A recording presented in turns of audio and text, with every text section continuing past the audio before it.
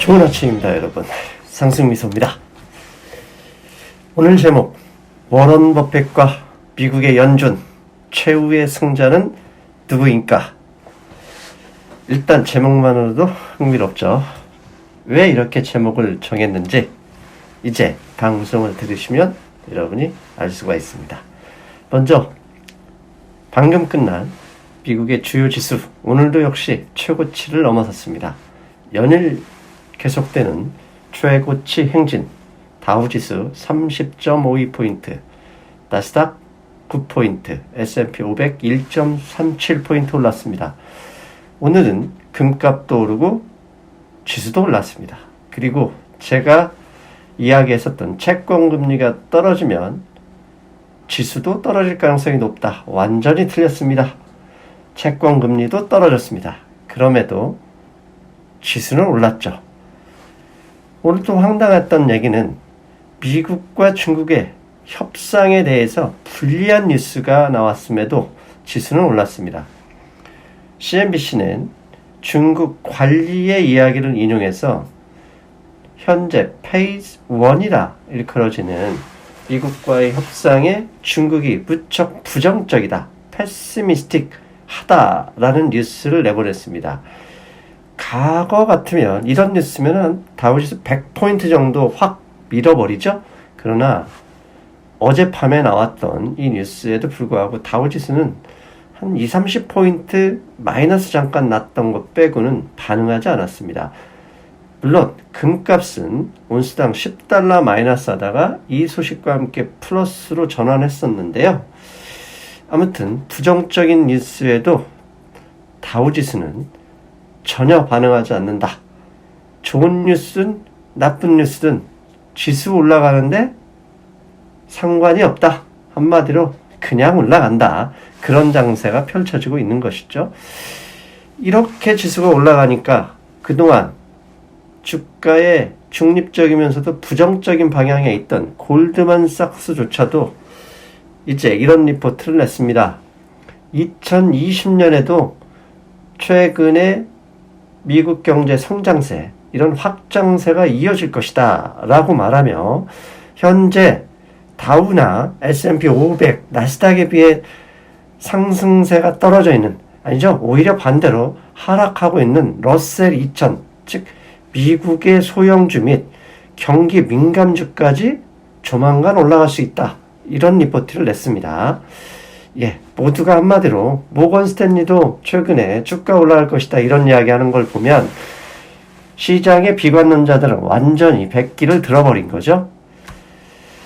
이런 이유가 또 하나, 이런 상승에 모든 사람들이 열광하고 있을 때 상승을 뒷받침하는 리포트가 하나 더 나왔는데요.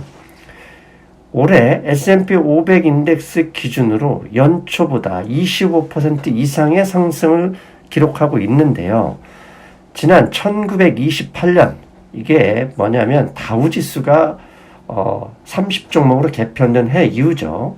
그러니까 1928년 이후 연초보다 연말까지 25% 이상의 상승을 기록한 건 지금까지 총 17번 있었다고 합니다.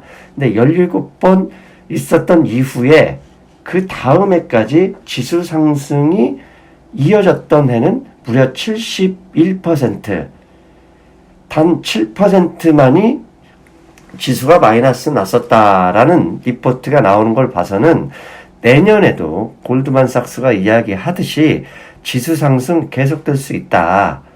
즉 제가 왜 굳이 이걸 가져왔냐면 요즘 뭐 유튜브 방송들에서 뭐 ELW냐 선물 대박 장세 온다, 매도 쳐라 이런 이야기를 한다고 합니다. 즉 이런 상승세 내년까지 이어질 수 있는 가능성이 있는 상황에서 함부로 숏 포지션 잡다가 영원히 퇴출될 수도 있다, 사망할 수도 있다는 점 꼭 말씀드리고 싶어서 이걸 잠깐 가져왔습니다.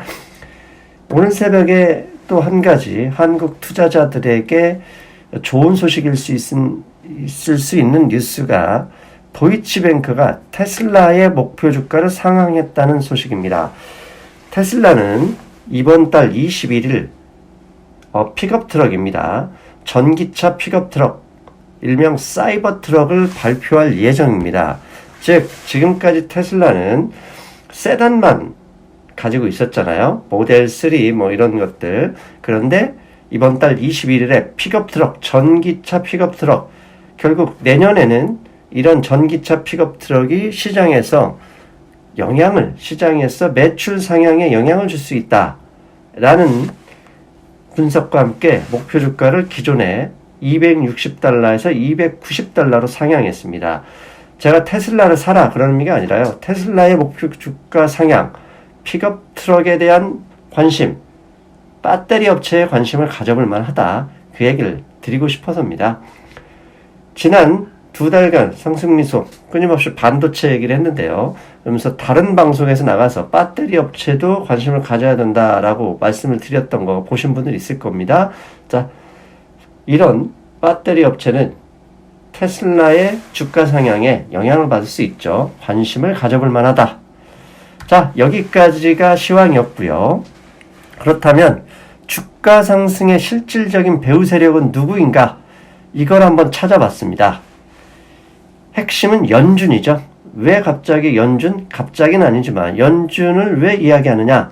좀 살펴봤습니다. 9월 이후 현재까지 연준의 대차 대조표는 2,850억 달러 늘었습니다. 즉 2,850억 달러치만큼의 채권을 산 거죠. 그런데 기억하시죠? 페드의 의장 제롬 파월 의장 It's not QE, It's not QE. 이거 QE 아니야. QE라고 부르지 마. 홍길동 정문에서 배웠죠. 아버지를 아버지로 부르지 말아라. It's not, in no sense is this QE. 즉 절대 QE 아니야. 즉 양적 완화 아니야. 왜? 단기 채권만 사고 있거든. 그러니 착각하지 마. 이렇게 주장을 했죠. 근데 제가 오늘 열심히 새벽에 찾아봤더니 페드는 이미 MBS, 은행이 가지고 있는 모기지 채권까지 매입하고 있었습니다. 즉 파월 의장이 앞에서 주장한 것처럼 우리는 장기 채권도 아니고 그냥 미국의 단기 채권 샀었어 라고 얘기했지만 페드의 홈페이지 가보니까요. 이런 계획, 이미 했던 계획이 다 나와 있었습니다.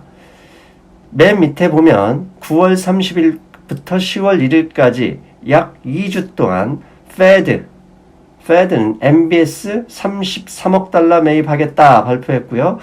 그 위에는 10월 15일부터 28일까지는 33억 달러, 10월 29일부터 11월 14일까지는 MBS 39억 달러, 그 다음에 이번 주에서 29일까지는 51억 달러를 매입하겠다.